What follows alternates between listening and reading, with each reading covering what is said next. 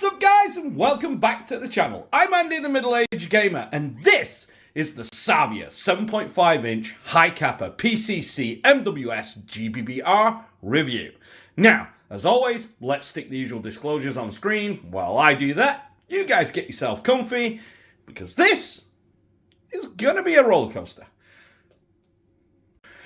Alright guys, so as I said in the unboxing video, Savia basically are a small aftermarket parts manufacturer of Hi-Capa parts that are high quality at an affordable, reasonable price, which in Airsoft is becoming more and more rare, let's put it that way. Now, obviously, their step next would have been to make full-size pistols, which they did, and again, they have two entries, the high-end alongside the bolster armory style of pricing, but a lot more cheaper, and you've got the entry level, which are basically just awesome little entry level builds. Now, the final step is to make a primary, which this is, and what's better than to mix what they know with the TM Hi-Capa with what they don't know, but are wanting to know, and that's the MWS system. And that gives us the ultimate PCC. Now, Airsoft at this moment in time, if you're a regular player like I have been, has been inundated with millions of M4s and AKs now are popping up everywhere, to the point where it's getting a little bit stale. And so, to see a company come out of the way and basically make something unique or different is really awesome. So, what did Savia do? How did they do it? Well, let's do what we always do and start at the rear, work our way forward, and let's get into it. Alright guys, so starting at the rear, we do have an M4A1 MWS stock, and it is really decent. I mean, the fit and finish is awesome. Now, the plastic's not too cheap. It does feel pretty much on par with the MWS one, leading me to believe it's just surplus stock that they've got, and it does the job. They knew when you bought this that you would be putting your own stock on there anyway, so why should they have to rush and put something really expensive to bring the price of the overall build up when they know you're going to do it yourself? So let's just cut costs, as they say, and give you something that's easy to source. So we have this stock. It's standard 6-position, does everything perfectly fine, and is mounted to a standard MWS spec buffer tube, which will fit any mil-spec stock. That's perfectly fine. Now, of course, you do get your standard M4A1 castle nut, although this one is now in black instead of the usual gunmetal that you see it in, and that's absolutely awesome. Now, if we lift this thing up, move those supports out of the way, we can get to the rest of it. Now, at the top, you do get a standard M4A1 charging handle, which, as you can see, perfectly fine. And yeah, does an absolute cracking job. It's high quality, it's standard MWS, so any MWS charging handles will fit, which is the all-important part. Now, moving down, you do get the standard A2 grip. Again, it's mass-produced, there's millions of them out there, so the cost of, them just sourcing one and putting it on there for you is fine. It's a grip, it does what it needs to do. Again, it'll fit any mil-spec grip. Just use the screw and nut that's already with this one, and you'll be fine. Now, moving on up, we do get this kind of cool, futuristic, modern, enlarged trigger guard, which is brilliant. And again, we do have a standard, MWS trigger, which has about 4 mils of travel. So if I pull, there's 1 mil, 2 mil is there, 3 is the brake, and there's an extra mil of over travel. You reset, is 1, 2, 3, and 4. So again, it brakes at around the third, and it will reset around the 3rd mil out. So that's not bad, it's standard. Feels just the same as any MWS. So you're talking about a 3.5 pound pull. It's fairly light. It's decent enough. Now, moving on up, we do have our fire selector. So you have your semi, and as you can hear, it's a nice, positive, tactile fit. So it's not like others that generally feel a little bit gummy or spongy. It's really good for what it does. Now, again, going on up here, we do have our standard bolt release, which is generic to any M4. We're all used to it. We know it works. It does what it needs to do. And yeah, it is ambidextrous, as you can tell. And we'll show you the ambi side in a moment going forward. Now, of course, to fit everything in, you've got nice lightning cuts as and where they need. And that just adds to the overall modern, cool aesthetic. So, yeah, kind of cool. And because this is not based off of any particular branded one, there's no markings needed, it's basically going to cut down the overall cost. Now, of course, here you do get your nice flared-ish magwell, which is quite nice. You do see an adjustment screw right there, which, yes, you can use. I don't need to. I've kind of left it as is. But it's decent as magwells go. It's quite nice. And, of course, you can see the unique feed and angle for the magazine. Now, the magazines that they provide here are basically 35-round aluminum mags. Now, these 35-round mags are awesome, and being aluminum are very, very lightweight. But they are actually quite bigger than a normal Marui. So if I take this front here, we can just slide that off. You can see where the tank ends, okay? So you can just slide that out a little bit there. So you can see how big the gas tank on this thing is.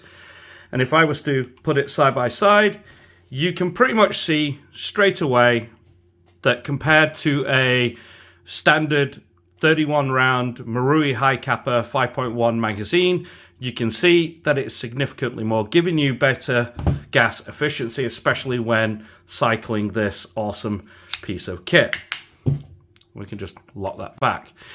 Now, downsides to this, well, feeding-wise, even if you pull this down, you won't be able to truly access the nice wide opening to feed it all. You're better off feeding it through the front. That's just standard, but there is quite a stiff spring in there when compared to the others. These are a bit light. Now, of course, let's talk about weight. Why not? While we have a chance here, we can get the scales out. So, if I move the gun out of the way a second, we'll pull the scales up. You can see it say hello. So, we'll make sure it's 0. Now, the Savia magazine comes in at 206.38 grams, and your TM comes in at nearly half as much with 326. So you go from 326 to 206. Okay, and just for fun, I've got an Army Armament one here, which is more in line with the Marui, and that's 366. So yes, so you can see that you have that. Now, when it comes to fit and feed, yes, you can fit that in. Yes, it will lock open. Yes, it'll go there. And yes, it will fire. And it's the same here. If I put that mag in, drop that. Oh, we're out of that. But let's, as you can see, depending on the magazine of choice, you're going to find fit and feed. So TM mags, yes. And same with the Savia. But Action Army or Army Armament ones, yes, do work-ish, but might need some modification down the line. Now, we've got that out the way. Let's put the scales to one side for the moment. Right, along the top you do see this nice Picatinny with a slight little interruption part here. You can fit whatever rail or optic accessory you wish up there. If you want to put some irons on there, you can do. Now, Handguard. This is, how would you say? Okay, so this is full CNC Handguard. This is aluminium, and you do get your QD sling point. It is mirrored on both sides. You get M-lock on the 3, 6, 9, 10, 2, 5, and 7 o'clock, which is awesome, and you've got your Picatinny along the top. Now, you are kind of limited on the bottom here. If you are going to put a foregrip, you are going to be putting it slightly forward. An angled grip still doesn't get back far enough to be comfortable. So it's going to be up to you how you set this one up. It's entirely up to you. I will also mention that the upper and lower receiver is a cast receiver that's been CNC finished. Obviously all the lightning cuts are CNC'd, and the internals to make sure that it fits and feeds correctly. Now, outer barrel is aluminium. The barrel nut is MWS/AEG. So any AEG/MWS to be precise, let's get it right. Okay? According to Savia, they will fit. No need to worry about it. There's going to give you pretty much a lot of options out there. But to be honest, the handguard itself is quite nice. And certainly when you put yourself a light-up tracer unit at the end, you're going to look even better. Obviously for YouTube's T's and C's, I can't do that, but there you go. Now at the end, we do have a threaded muzzle. It is 14mm CCW, so any airsoft accessory should fit perfectly fine on there. You do get your inner barrel going right to the tip, and that means you get basically 7.5-inch inner barrel, 7-inch handguard, and that's awesome. So let's flip this over and show you the other side. Now, as you can see, it is mirrored. You have your single removing nut right there for your handguard, and as you can see, no dust cover needed. Most PCCs in the real steel don't have that, so don't worry about it. And as you can see, you don't get an ambi fire selector, but you do get your standard mag release. Now that's something that I read in the comments. There was one person on there who was saying, like, if it's not ambi fully, what's the point? It's not worth it. Well, the reason it's not ambi fully is one, the cost. You've got to remember, if I pull it out, these magazines only have a catch point on one side. They're not ambi catched, so it makes it even more difficult. Yes, it can be done, but it means that it has to add more complicated parts in there, which means more things to go wrong and more cost for you guys. So there's your first thing. Second, it's not so hard to grab your magazine if you're left-handed, put your thumb here, because there's only a small amount of movement needed right there. You can just literally see it. It goes down about 2mm, and you're already dropping the mag out. It comes quite free. Okay, so let's not get ahead of ourselves by spitting our dummies out the pram and throwing toys everywhere. We're not children, don't act like it. Now, when it comes to the bolt, as you can see here, we do have our ambi bolt release. Now, here's the kind of funny thing. Because they are very, very similar, and when you've got your gloves on, this texture horizontally here, I should say vertically here, is pretty much the same. Okay, and you're going to have your trigger finger, it's going to come up, and you're basically going to be looking for it. Now, unless you feel in between them, most of the time you're going to come up and think, oh, drop the bolt, and you're going to accidentally drop your mag.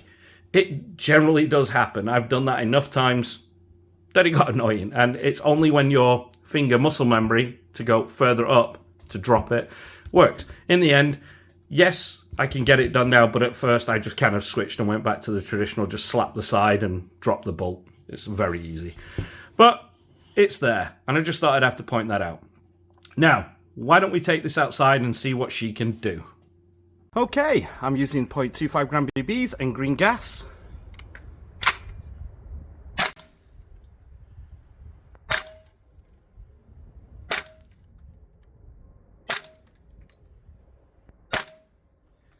Okay, so first shot I kind of ricocheted off the side, but taking everything else into consideration, that gives us a decent FPS. It's not bad. It's around the 300 FPS mark. Okay, let's take it back to 10 meters and let's see what she can do grouping wise.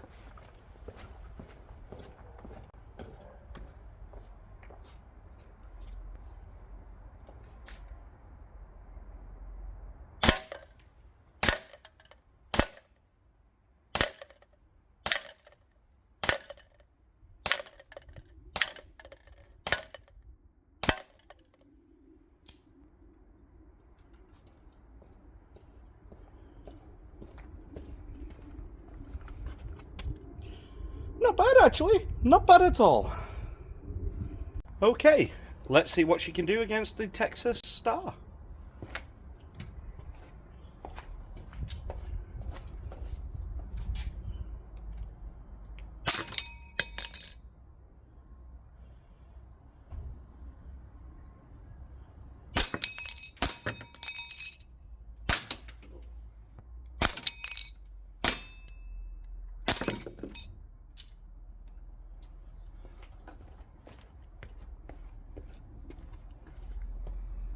very well.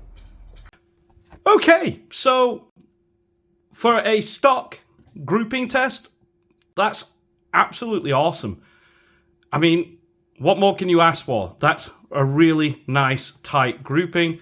So, yeah, that's absolutely awesome. I've got no complaints. Now, let's get into the lower, shall we? And let's take a look inside. So as you can see, internally, this is just a MWS, except for one vital difference. Unlike the MWS, this does not use zinc, alloy, and die-cast parts and aluminum with only the steel Z-plate. The Z-plate on this is steel. The actual hammer, roller, sear, your actual button here, your fire selector, and your trigger are all steel. This is a, I would say, aluminium piece right here, which actuates it from the magazine, your transfer arm, and your firing pin obviously is steel as well. But these are a nightmare to get hold of, but it's in there. Your takedown pins are steel, and yeah, pretty much a decent fire control group. It's based off the MWS and is interchangeable with 99% of the parts. The only part on this that isn't is the firing pin, so just bear that one in mind. If you do want to swap out parts, you can do, but you have to keep using the same firing pin that's in here, and that's because of the geometry of the magazine. The Hi-Capa magazine, as you can see, sits at a different angle, and it needs a different length and width of arm, so there's the first thing. But as you can see, this whole thing, though, is absolutely awesome. You can see how it actuates. It's really cool. Okay. Now, when it comes to the buffer itself is standard MWS with a standard MWS recoil spring. But one thing I will tell you is when I got this out the box, it wasn't a complete smooth sailing. There was lockback issues. We'll get into that when I do the final bit of this overview bit, so let's just carry on with that. Now, there is a spacer inside the buffer tube. I'm not sure if it wants to. There you go. Standard spacer. Whatever you do, don't forget to put that back in. Now, when it comes to the bolt carrier itself, again, this is a steel bodied bolt carrier. The end is aluminium, just like the normal MWS. And yeah, you have basically all of this is MWS, but the nozzle itself is proprietary because of this. Your gas seal has to be modified to fit this. Okay, and that's because of, again, the magazine and the way that the magazine seals right there on the top. It's a flat one, whereas the standard MWS is curved. So you just have to remember that that's what you're basically stuck with, is their nozzles. Now, Savia had promised that within the next month or so, it is going to be releasing the nozzles separate. It's coming, so if you can find one, get a load on order. You're going to need them, is what I'm going to say. Now, okie dokie. Moving on from here, we do have the upper. As you can see, this is a CNC finished receiver, full CNC handguard, as I say. But as you can tell, right there, that's your hop adjustment unit, and it has more in line with the T8 hop unit than it does with the, how would you say, standard MWS. It will work with any MWS hop chamber. You just have to use their arm, or the T8, purchase a T8 arm as well. That will fit this.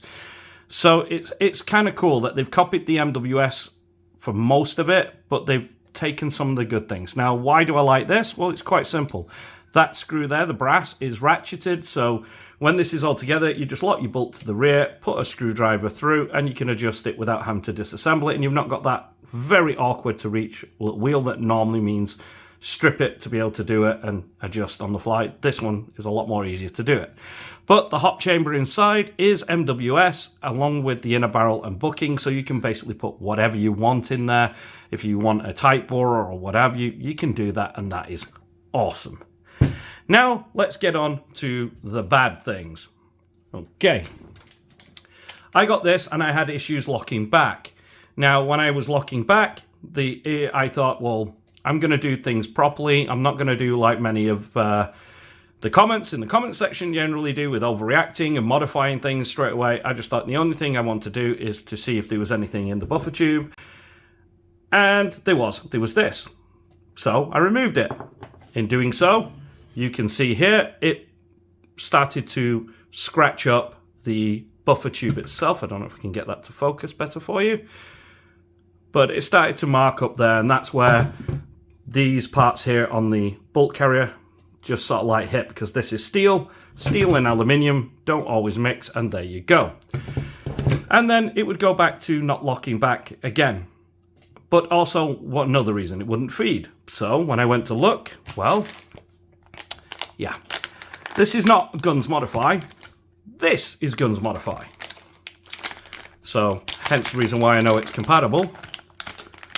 But if I take this out, yeah, this is now in two pieces.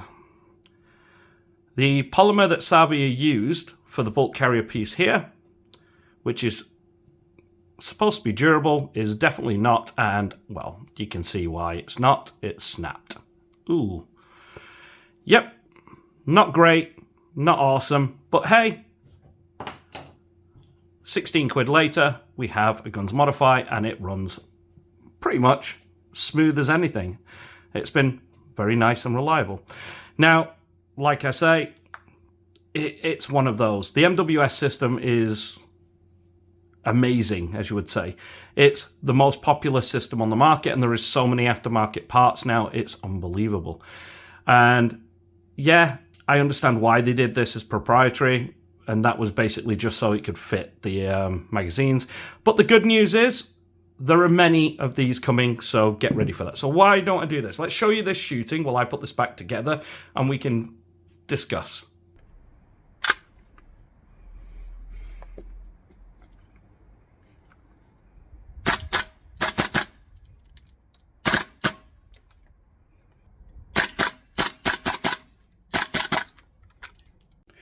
Okay, if you've gotten this far in the video and you like what you see but you're not subscribed, hit that subscribe button, hit that notification bell, and hit that like button. It really does help this channel out a huge amount. And if you want to help this channel keep putting more brilliant and amazing weapons on there, then please just do all that stuff for me. It really goes a huge way.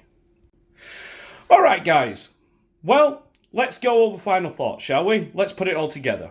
So, was this a smooth ride?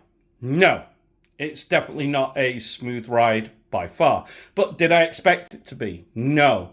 Should you guys have expected it to be? Well, that's up to you. I put this in context of this is the very first Hi-Capa PCC using the MWS on the market today. Yes, there are more coming, hence the reason why I'm not worried about the nozzle, because I'm very sure that there'll be more nozzles coming out very, very soon.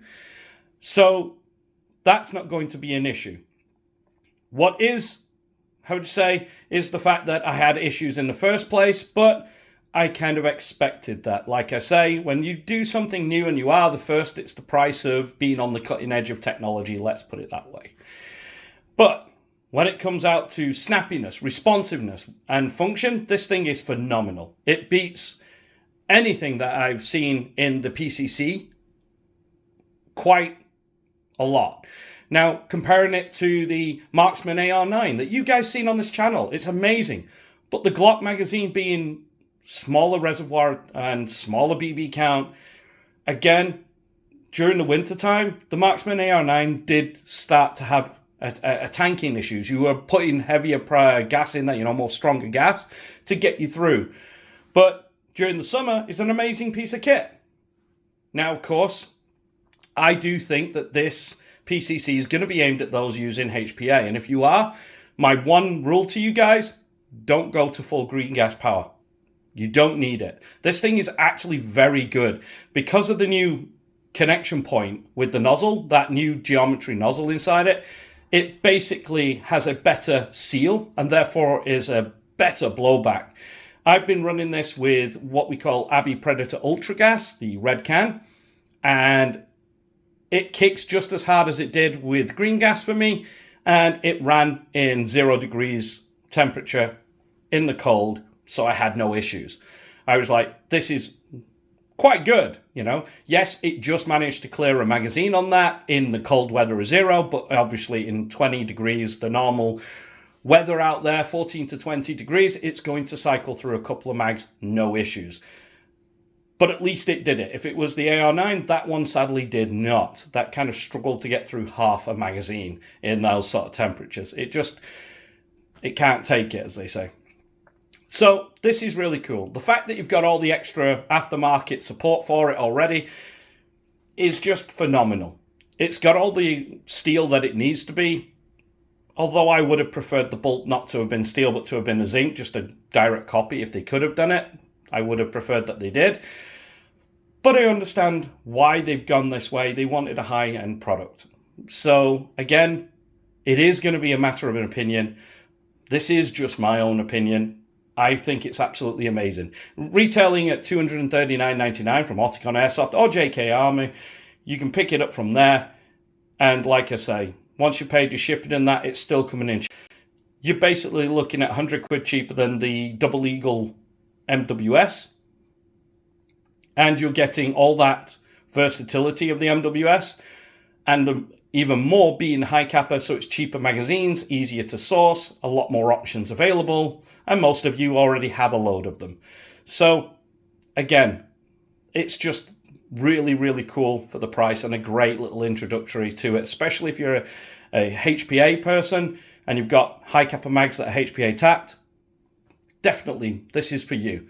And like I say, start at the Japanese level, your Neutral 1, and then just crank it up a little bit just till you get it to your sweet spot and leave it there. That's the good thing with HPA. You can adapt the regulator yourself, so that's kind of cool.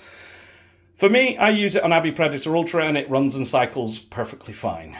It's not too spicy of standard green gas, but it's not so underwhelming as Neutral 1. It's that nice sweet spot.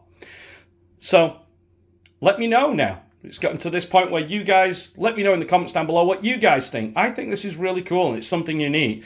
I've really enjoyed my small amount of time with this so far, but it's been an adventure. Yes, I've had to fix problems and what have you, but like I say, being the first to expect that. It's when it's not the first and it's something that's been done a million times over. And I'm not just talking about the internal MWS thing. This is the whole nozzle geometry, the magazines, etc. This is all new for them, especially with this new company. So, yeah, I think it's awesome. What do you think? As always, I've been Andy the Middle-Aged Gamer. You guys have been amazing, and I'll see you in the next one.